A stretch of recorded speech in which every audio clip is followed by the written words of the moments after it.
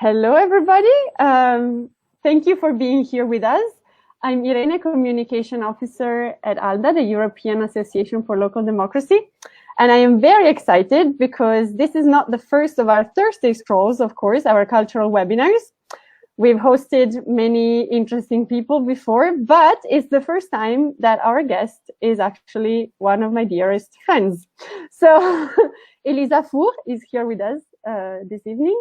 Hello, Elisa. Hello, everybody. Hello, Irene. And of course, she's not here because she's my friend. She's here because she's an amazing traveler. She's done many things that most of us will never do. And she's actually been in a number of countries that she won't reveal. She will tell us at some point during her presentation. So you can guess. You're welcome to, write in the comments how many countries you think she's been in. Personally, I can tell you I've been in 31, which some people think is a lot. Some others, well, clearly it's not a lot for her. So I don't know if you want to gauge. It's definitely more than 31. But Elisa, back to you. How do you want to introduce yourself? So I'm Elisa. I'm Irene's friend. I was asked by Irene to talk a bit about my travel experience.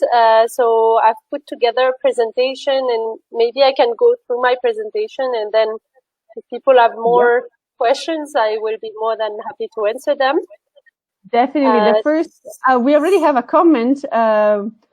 Irene is wondering if you've been in all, well, she's guessing that you've been to all continents. Do you want to reveal this now or not yet? To answer Irene's question, I've been to 64 countries, and I've highlighted them in this map. So no, I have not been to all continents, but I've visited. A fair part of the world, I would say. So I've tried to, like, when I was asked to do this presentation, I tried to summarize a bit how I did it, trying not to make it too long. So from there to here, so basically, it's been a mix of different things. So up until 18 years old, well, I was basically just studying and not traveling a lot. But as soon as I graduated from university, I did an exchange program in the US for a year. And then a few years later, I did another one in Mexico at university. And so I'm French originally. And in France, when you're studying at university, usually you need to do internships every year. And I decided to do mine basically abroad.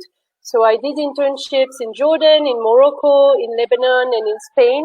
In the meantime, while still at university, I also worked as a flight attendant as a summer job, which is quite unusual. But I mean, it happened. And I was also doing voluntary work both in France and in Algeria. I had my own little NGO. And then when I graduated from university, I thought I deserved a trip. So I went on a 3-month trip to Latin America. And I would say it was my first backpacking type of trip by myself. I also went to Egypt that year. And then I had to go back to France to make some money to travel some more. So I worked for a year. And then in 2015, I decided to travel for a full year. And I think this is mostly what Irene wanted me to talk about. So in 2015, what I did was I traveled from Bali to France, but using almost no planes and doing it only couchsurfing. So I stayed with about 60 different families or people, like in 60 different houses over a period of 9 months, and it was quite an experience. And then I finished the year volunteering in Palestine, and this opened actually a lot of doors for me, like all these experiences, because from the time I was at university, I wanted to work in the NGO sector, and soon after my work in Palestine, I basically was recruited to go work in the Middle East for a French NGO. So I was in charge of their communication for, well, most countries in the Middle East. So I was traveling a lot across the region. And now I work for another NGO, but basically still doing the same job. So I try to summarize a bit, the different stages in my travel experience. So I would say the first one was very much about learning. So all my exchange programs, the summer jobs, the internships, I was really willing to learn as much as possible, to learn new languages, to learn how we work in different countries, and to basically gain as much knowledge as possible. And then the second step was more about like discovering the world, discovering people, discovering myself. I was still like, in my early 20s at the time, and I was still like wondering a bit where I was going after university. So my trip in South America, my trip in Egypt, really helped and kind of like shaped a bit who I was and what I wanted and where I was heading. And then the third stage was very much about connection, human connection. So this was my big trip in 2015. And for me, the trip was not so much about how many countries I would go to and how many sites I would visit, but very much about like living with very different people in very different countries and experiencing that and learning as much as possible about the countries through its people. And it was like very random stuff, like, what do people, like I was curious to know what people eat for breakfast everywhere and what, what are the trends and how, like, do they live with the grandparents or not, etc., etc. So I'm this wondering, was an experience. Yeah. Like, how did you come to that idea? I mean, I think a lot of us think about doing something like that, but then quite rarely we actually put it in practice. I know myself, I've thought about it many times. How did you actually, what was the first step that brought you to actually do it? Well, I mean, to be honest, so in 2014, when I had to go back to work because I had spent all my money, I was really, really bored at work, and I was doing something that I was not really liking, and it really made me question a bit the purpose of what I was doing, and I was seeking more meaning in my interactions with others, but also in everything I was doing. And for me, this trip was a way to find that. So I thought, why not? Like, it's a new challenge for me. I was turning 25. I thought, like, I really want to travel in a different way, to be more mindful of, the world and its people, and to also learn through its people. And, I just decided to give it a try, basically. So the fourth stage for me was traveling and giving back, if that makes sense. So it was my experience in Palestine, because, I mean, obviously I'm extremely aware that I'm privileged. I was lucky enough to be born in France, to have a passport that allows me to travel to so many countries. I mean, I don't come from a very rich family. I travel mostly on a low budget, but still I'm very privileged, and I kind of was interested to do also more with my travels to help others and to again give a bit more meaning to what I was doing. So that's when I decided to go volunteer in Palestine. So I was working in a very small grassroots organization in the city of Bethlehem in the West Bank for a few months. And for me, it was a very eye-opening experience, because it was the first time that I lived in a place where we had walls around the city, and obviously people had a very different vision of life and of also, what travel can mean to them. So for me, it was, like very much of an eye-opening experience, and I just wanted to basically put my skills to, the use of an organization that did not receive a lot of travelers and a lot of foreigners, and really benefited from that. So that was a bit, the goal, I guess. And then the fifth stage is the stage I'm still in now, and it started in 2016, and it's very much traveling for work, and finding meaning in the work I do, but also in my travels. So now, a lot of my travels are basically, about like going to Lebanon, to Iraq. Before I was living in Jordan for 2 years, I was going to Syria as well, Turkey, Palestine, Egypt. So I was covering like quite a wide range of countries and moving between those countries. Mm-hmm. So I worked for 2 years for an NGO called Handicap International, and so they do lots of activities. They do demining, they do risk education in places where you still find a lot of booby traps, IEDs, mines of all sorts. Mm-hmm. They do physical rehabilitation for people who have lost limbs because of conflict or past conflicts. They do like mental health support, psychological support.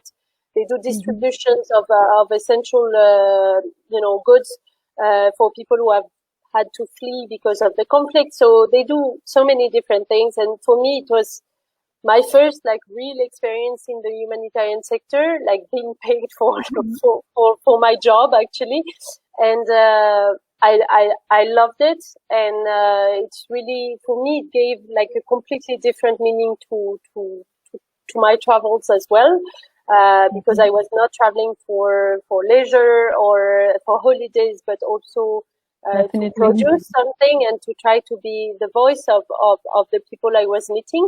Because I work in the communication sector of the NGO, and then I started working for another NGO called Doctors Without Borders. So I wonder if someone knows it. I think. So I'm still covering the activities in the Middle East region mostly, so Syria, Iraq, and Lebanon mainly. But I've had the opportunity to cover other portfolios of countries as well. So I've been to Central African Republic, for example, last year, and earlier this year I've been to Venezuela as well. So those were quite interesting experiences. And I think this is my last slide. I try to like sum up the lessons learned of all those different steps. For me, each step was important. I got like different things out of them, but it really led me to where I am today. And I think, when we talk about traveling, usually we think of like, going to exotic places and having fun, etc. But actually, it can mean so many different things, and you can travel in so many different ways. For me, it's, in every experience I had, like I got very different things out of it. Sometimes it's a privilege, but also sometimes it's not, because especially through my work, like I meet lots of people who have had to move because of war, because of insecurity, because of financial crisis, and like it's not always fun. We associate it to fun, but traveling can also be very dramatic for some people, and not really wanted. And I think, no matter why you travel, where you travel, I think the most important is to always trying to be aware of everything, like where you come from, of your standpoint, and to try to find a way that makes sense to you to travel. And I don't think, we should judge and say, well, if you travel to Hawaii to have fun, then you should not travel. Mm-hmm. This is not at all, the message I intend to pass. But I think it's important to better understand why we go to a certain place in the first place. Like, why do we choose that place? What brings us to that part of the world? And how do we give meaning to what we're doing, basically? And one last thing that for me, that was the biggest lesson learned. I think a lot of people travel and think that because they travel to a place, they understand the reality of people living in that place. And at least in my opinion, I don't think we can understand someone else's reality fully. I think we always travel through our own lens, depending on where we're from, how we're educated, our culture, and our principles, etc. And so I just think it's important to be mindful of this as well when we meet other people, because we will never be in someone else's shoes. So just as we should do it in our own country, I think it's even more important when we travel. And I think that's it. My last slide is do you have questions or something? Yeah. Well, we do. Thank you so much for this. I feel especially the last slide. You summarized so much in so little. So I'm just browsing through the questions. Well, first, I wanted to highlight this comment from Maka. Thank you very much. She said, "This is why I love the AU. You can travel anywhere you want." Good job, ladies. It is actually, it's true. Not every passport takes you everywhere, absolutely. And this is part of the privilege you were talking about, I'm sure. Yeah. Then we have some greetings from France, some other comments and greetings. The first question was, what was your internship in Morocco about? I loved my internship in Morocco. I was actually volunteering. I was an intern, but I was not paid in, let's say, a communication agency. It was called Made in Marrakesh, and basically it was a local guide about the city. So I was based in Marrakesh, and they were basically writing articles about hotels in the city, restaurants, activities, tourist activities, etc. And so at first I was just supposed to enter the articles in the website, etc., etc. But and then they found out you can write. Yeah, exactly. My manager basically saw that I love to write, I love to take pictures, and this is like a big passion of mine as a comms person. And so she was like, "Oh, why don't you test some of this stuff and then write about it?" So I started testing riads and all sorts of activities, and it was really nice. I went to a dream job. festivals. Yeah, it was really nice. So yeah, this is what it was about, and I did it for about 2-3 months. Nice, great, thank you. So then we have Apolline with a comment: "Discovering a country through its people is the best way." We agree. I agree. Well, you answered this question already, because did you visit Morocco before? Well, yes. Many times, actually. I went for my internship, but through high school, one of my best friends was Moroccan, and I would go to Morocco pretty much every summer with her. And I've been also a couple of times since my internship. And my brother actually lives in Morocco, so yeah. So you're very connected to the country, yes. Yeah. Oh, well, just now we got this question. How do you find time to do all of that? Elena doesn't sleep very much, I can tell you that as her friend, but... No, I don't know. I think it's just about being organized, knowing what you want and where you want to go, and then making it happen. For me, some things happened as a bit of a chance, the flight attendant job. I I didn't even know it existed, and I learned about it in like the most random way. And then I just decided that I wanted to do it and made sure that it would happen. And then other things, like for example, my internships, I knew that I wanted to do my internships abroad, and I knew they wouldn't be paid, because that's another advantage of the EU. Internships generally are paid, but elsewhere in the world, it's not always the case. And so I would work basically a lot during the year to pay for my internship during like the rest of the year. So that was really like a goal of mine, and I was applying to like tons and tons and tons of like agencies or places I wanted to work in, and somehow it worked. So it's a bit of like I would say perseverance, and also a bit of luck.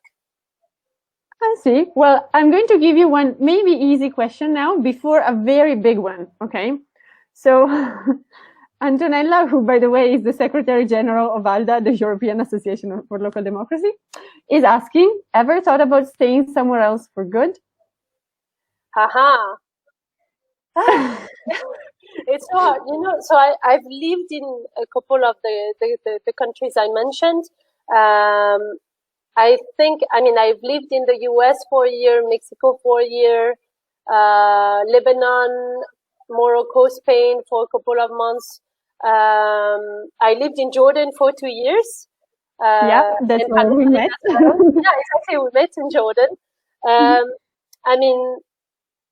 I don't really know where is home. I know like a few, like I feel comfortable in many, many countries. There are countries I really, really like. Lebanon and Brazil, for example, I would see myself living there maybe one day. But I don't think I would stay for good anywhere like all of my life. I think now, 2 years is the maximum I can see myself doing for now. And how long have you been in Belgium for? 2 years, about 2 years. But I survived only because I was moving a lot. I think if I stayed in Belgium, like since the lockdown happened, this is the longest I've stayed in Belgium since I moved to Belgium. So yeah, I think moving, like the traveling really helps as well. So you don't feel like you're stuck in one place, actually. Yeah. Okay. So we will see what the future brings. Now, very different question. Christina says, thank you for this presentation, Elisa, and thanks, Irene, as well. Thank you. I'm wondering, how did you manage couchsurfing when you were abroad on your own? Did you take any measures before choosing your hosts? Sexism is challenging even in our own cities, where we know every street and we can speak the language. How to manage this when traveling abroad, not knowing anyone, and sometimes not even aware of cultural codes? Right. Okay, so I'm going to take one question at a time. The first one is, how did you manage couchsurfing when you were abroad on your own? Different ways. So I relied a lot on the website couchsurfing. So not very original, but basically I would reach out to people, and I think it's a good way to start because you can see their profile, you can see where they live, you can see, if you will have your own room or if you will sleep on the couch, or, you will have a lot of information about the person before you actually meet them. So for people who are scared to start, this is the best way to start. But so I was relying a lot on that. But obviously, it doesn't always work out because you don't always know exactly when you will get in a city, and it's very hard to plan out, every person who will host you when you're on the move, when you don't have Wi-Fi, when it's a bit, like everything is a bit random. Wi-Fi, yes. And how often did you move? Like every 2 to 3 nights, or more often? It really depended on, how at ease I was in the place I was in. And like some people I really connected with, and I was supposed to stay for 2 days and I stayed for 2 weeks and I visited the whole country with them. And other people, for some reason I had to leave the city earlier than expected, and I would just spend the night. So it was really like, it depended. And then when I would not find, people on couchsurfing, it was again very random. Sometimes I would ask people I would talk with in the street, like, "Hey, by the way, can I stay at your home today?" Wow. Obviously, I would not do that with people I don't really feel confident with, and I'm a bit scared of. But a lot of people are really, really good, and they're really willing to help. And that links to the other question on sexism. I think this is the question I got the most through my travels. People were always asking me, like, "Oh, but aren't you scared as a woman to travel on your own with your like 20K or 15K backpack and blah, blah, blah to like dangerous countries and weird countries?" Because like I was in Iran for months, I was in Tajikistan, like lots of like countries that people would not necessarily expect a woman traveling alone to go to. But actually, because everybody has this idea that as a woman, it's more risky for you, a lot more people want to help you than I think if you're a guy. So they're all worried about you. So they're all willing to help much more than if you're a guy. So they're always asking you, like, "Do you have a place to sleep? Do you have something to eat? Can we help you with that?" So that's very reassuring. Yeah, it kind of played in my advantage because I saw other backpackers who were guys, and they were like, "This is not the experience I have." Like for me, I never struggled to find a place to sleep. Like never ever. Like I would always find someone to host me for free, and like they were really, really nice to me. And I think, I mean, this is, I didn't put it in my presentation, but this is also one of the major lessons learned for me. It's like the vast majority of the people are really, really, really good.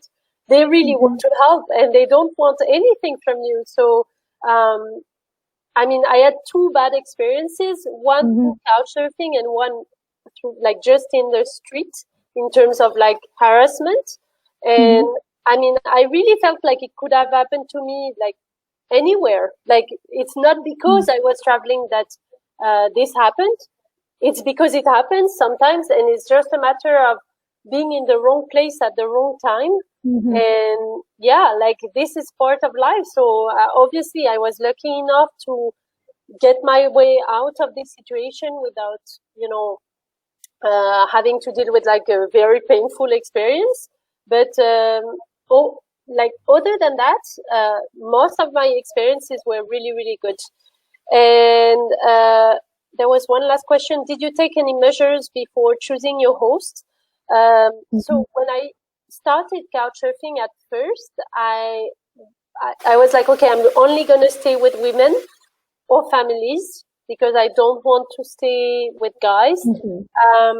But I mean, you soon see that it's not always possible. Sometimes you know, like you only have guys who are in a certain place or who are registered on couchsurfing. And actually, like the bad experience I was referring to was my very first experience.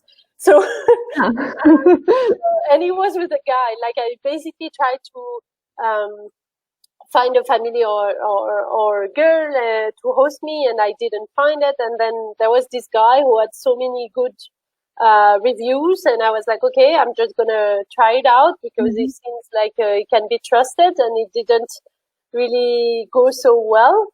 But I'm really, really happy I didn't, you know, stop trying because of this experience, because all the other experiences were wonderful. Like, and it's people I would have never ever met if it wasn't for couchsurfing, and I learned so much from them. So I really encourage everybody to try it. And I actually, like when I was traveling, I was also writing about my travels on travel websites, and I wrote an article about 10 reasons why you should try couchsurfing. So I can send the link later on for the ones who are interested. Definitely. But this is something that I really recommend.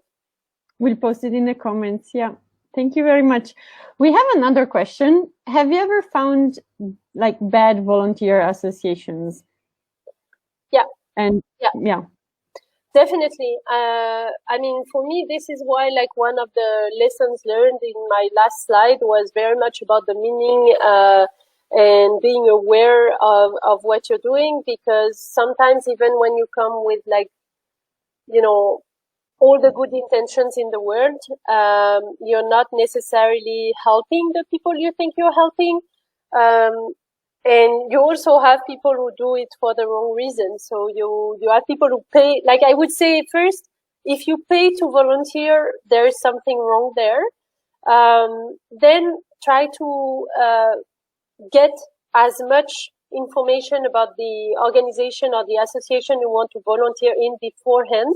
Because I mean, in Cambodia, yes, I saw, like, lots of, you know, orphanages that were actually not really orphanages. They were just like neighborhood kids that their families were paid to put them there, so that they could say that they are orphans, and they could get volunteers to come, and they could get funding, and blah blah blah.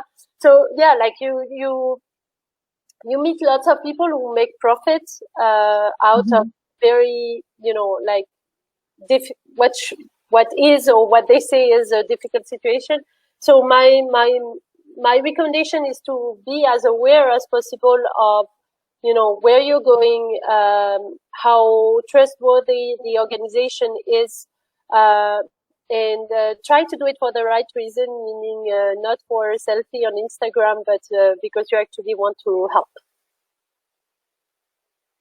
Thank you. Sorry, the bells are ringing, which is actually the signal that we've talked for 30 minutes. So whoever has to go, we understand. We said it was going to be an around the world tour in 30 minutes.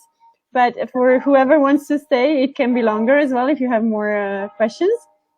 Oh, another question. Okay. How COVID-19 will change the way we travel according to your experience? Not only about the fact that we'll for sure take less planes, but also for the social impact this situation is having on the people. Well, very hard to say just now, because, I mean, I think we're in a very unpredictable kind of phase where we are, like, trying to understand what we've been through and where we're going. And there is so much uncertainty about everything that it's very hard to imagine how we will travel after. For sure, it will, like, I think it will have a very big impact. Obviously, because I think people will take less planes, but also because people will be a bit more worried when they travel, I suppose. What I can say is that the scale of my work, working for an organization called Doctors Without Borders, now I've seen, like, a very big impact on our activity around the world, because, borders are mostly closed. And so that means that it's very hard to move people around, actually people and even supplies, like medical supplies, which is really, really worrying, because obviously all the other medical needs that were there before COVID are still there. And COVID is just like the cherry on top, if I can say so. So this is, for me, I mean, I see a positive impact in the fact that people will maybe be more conscious of the way they travel. But I also see potentially, for, like, in my field, more difficulties ahead, because it's very hard to do, the work we do when we cannot easily move people around. I see. Thank you. And we're getting a lot of thank yous for your answers as well. And nice that you never got discouraged after all. And another question, if you could travel now, which would be your next destination? Hoping that we'll be able to travel again soon. Oh, well, now, it's not very exotic, but I would just like to go to France to see my family, because, so as Irene said, I currently live in Belgium, which is not far at all from France, but even the closest destination right now is not possible. So yeah, I think, I mean, I would just like to see my family because we take it a lot for granted. But after having lived as an expat for a few years, for me, there is like a very big value in living close to my family and my friends. So this is the first thing I would want to do. And then in terms of where to next, I have like tons of countries on my bucket list, but I think everybody does. So we'll see. We'll see. Well, and there's one continent missing, right? Which is funny because I've been there, and you've been to so many more places. But yeah, it's on the top of my bucket list, I have to say. Great. Well, I would have a question at this point, and then unless someone else has others, we can conclude. And it is like, in terms of cultures, you've really seen so many different things, right? Like, is there anything that you were particularly surprised about or interested in, out of these 60 countries? I think it's always very interesting for me. Like, I've always been interested in like spirituality, religions, and beliefs, and it was interesting, for example, in my last trip, so in 2015, like when I traveled like for 9 months straight, I crossed a lot of like Muslim countries, and Islam is like very dear to my heart. And so it was interesting because coming from like a secular country to go through like lots of different countries with lots of different cultures, sometimes I noticed that it was hard for people to distinguish religion and politics and culture, whereas for me the cut was a bit more clear because the country I was coming from was like really like separating the two. But I noticed that in some countries it's not the case at all, and it does impact a lot the way people live and the way people think as well. And for me, that's another, that was an interesting thing that I noticed, and it really helped me understand a bit better why in some countries things are as they are. And that was an interesting observation. Thanks. One more. We did not talk about languages. Did you learn or try to learn other languages when English was not enough, or did you manage with improvised sign language, the Italian style? A bit of both, I have to say. So yeah, I speak French and English and Spanish and a bit of Arabic. And come on, she interviews people in Arabic, and she can put subtitles to videos, if I'm not wrong. That's more than a bit.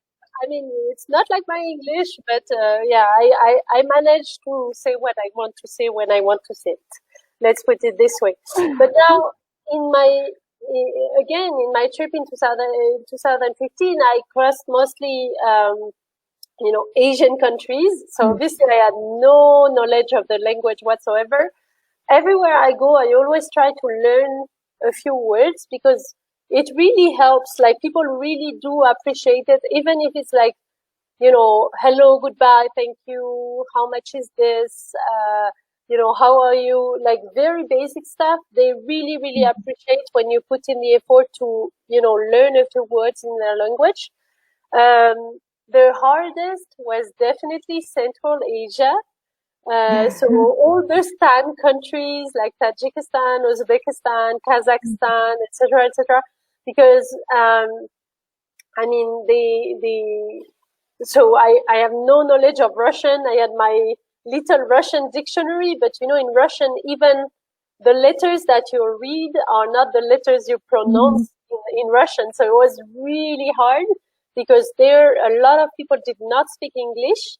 I went to places that were not touristy at all, and so it involved like lots of sign language, lots of patience, lots of acting to try to understand what people were telling me, and like lots of patience to get to where I wanted to go, and Yeah, sometimes it takes like to go from one place to the next.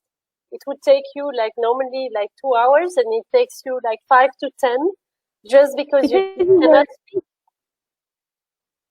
working or like trying to get public transport. So I did a bit of everything. I was mostly taking buses and trains, but I also did like quite a lot of hitchhiking. So on motorcycles and on cars Oh, wow. mostly. And yeah, it was quite an experience. And I remember, I could tell you like lots of funny stories about, miscommunications and me not knowing the language and trying to get to a point. It was quite, now I laugh about it. At that time, I was like, where the hell am I and where am I going? But yeah. I can imagine. And do you remember any word from any of the languages that you learned at that time? I learned, I think the language I put the most efforts in, and it's because it's a language I eventually want to learn, is Turkish. So I know a few words in Turkish. Nice. Well, it looks like the end of the questions here. So yes, as I was saying, we have a lot of thanks and some.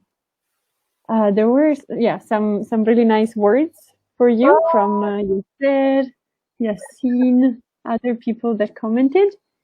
So thank you everybody for following this Thursday Stroll, and thank you very much, Elisa, for being with us. I know we could go on, and at least you and I could go on to and talk about this and other things. Thank you for sharing your experience. Good choice and everything. Yeah, good choice. I know this is for Turkish because Elizabeth also speaks Turkish. And so teşekkürler Eliza.